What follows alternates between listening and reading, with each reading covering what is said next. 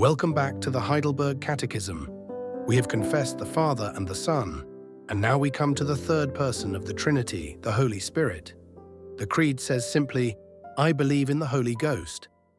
But who is he, and what does he do for me? This 20th Lord's Day gives a beautifully balanced answer. It guards the Spirit's full deity, and then it shows how intensely personal his work is. He is nothing less than God, and he is given to everyone whom God has united to Christ by true saving faith. Let us learn the 53rd question. What dost thou believe concerning the Holy Ghost? First, that he is co-eternal God with the Father and the Son. Secondly, that he is also given unto me, by true faith makes me a partaker of Christ and all his benefits, comforts me, and shall abide with me forever. The Catechism gives you two truths to hold. First, who the Spirit is. Second, what he is to you. Take the first truth. The Holy Spirit is not a force, or an influence, or a lesser junior partner. He is co-eternal God, of one being with the Father and the Son. He is a person, the third person of the Trinity, who knows and wills and loves, not an impersonal power. He has no beginning, he was not created, and he is as fully God from all eternity as they are. From the very first page of Scripture, the Spirit of God is there, hovering over the waters at creation, and Jesus places him squarely alongside the Father and the Son when he commands us to baptize in the name of the Father, and of the Son, and of the Holy Spirit, one name, three persons, one God. The seriousness of this comes out sharply in the book of Acts. When Ananias sold land and lied about the money he brought, Peter asked why he had lied to the Holy Spirit, and then said he had not lied to man but to God. To lie to the Spirit is to lie to God. The Spirit who indwells everyone who belongs to Christ by true faith is the true and living God himself, even when his presence is not always felt. Now the second truth, and here it turns wonderfully personal. Notice each thing the Catechism says he does. First, this same eternal God has been given to me. Second, by true faith he makes me a partaker of Christ and all his benefits. Third, he comforts me in my troubles. And fourth, he shall abide with me forever. Now take each of those again. On the first, this same eternal God has actually been given to you, not kept at a distance. On the second, the Spirit himself creates true faith through the preaching of God's word, and sustains and strengthens it through the word, the sacraments, and prayer.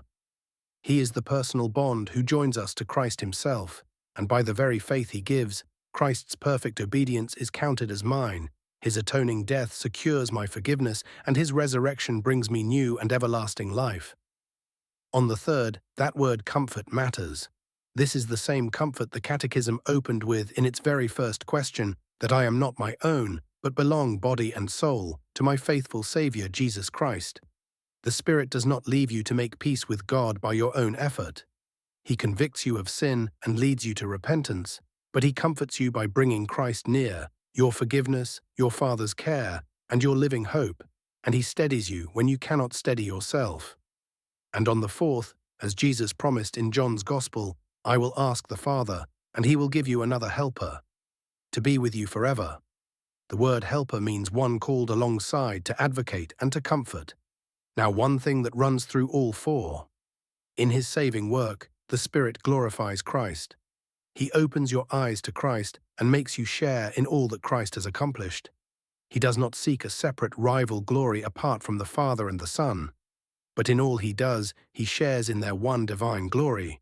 As fully God, he himself is worthy of your faith, your love, and your worship. And notice that word, forever. The Spirit does not come and go with your moods. He has moved in to stay. His dwelling in you does not depend on your feelings. He may seem far off, and yet he has not left. Feeling the Spirit's nearness and having the Spirit are not the same thing. His indwelling rests on Christ's promise, not on your experience of it. He is the seal and guarantee of your future inheritance, meaning your salvation is kept securely by God himself. As Paul asks the Corinthians, or do you not know that your body is a temple of the Holy Spirit within you, whom you have from God? And as Paul prays elsewhere, may the God of hope fill you with all joy and peace in believing, so that by the power of the Holy Spirit you may abound in hope. If you belong to Christ by true faith, the living God, dwells in you, applies Christ and all his benefits to you, and will never finally depart from you. Hold both truths together. The Spirit is co-eternal God, and this same God has been given to you, makes you Christ's, comforts you, and will not leave. So let this settle deep. First, the Spirit is co-eternal God, and yet he has been given to you personally. How does his promised presence comfort you, even in seasons when he does not feel near? Second, it is by the Spirit, working through the faith he himself gives, and not by your own effort, that the riches of Christ become yours. Are you leaning on him, attending to his word, the sacraments, and prayer as the ordinary means through which he works, or straining to manufacture faith on your own? And third, he is your comforter, and he abides forever. Where do you most need his comfort right now? And if you fear that your reliance is weak, do not look to the strength of your faith, but to Christ, whom faith receives.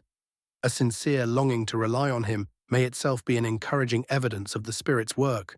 So bring even your weakness to Christ and ask the Spirit to strengthen your faith. Bring it to him, the God who lives in you and will never leave.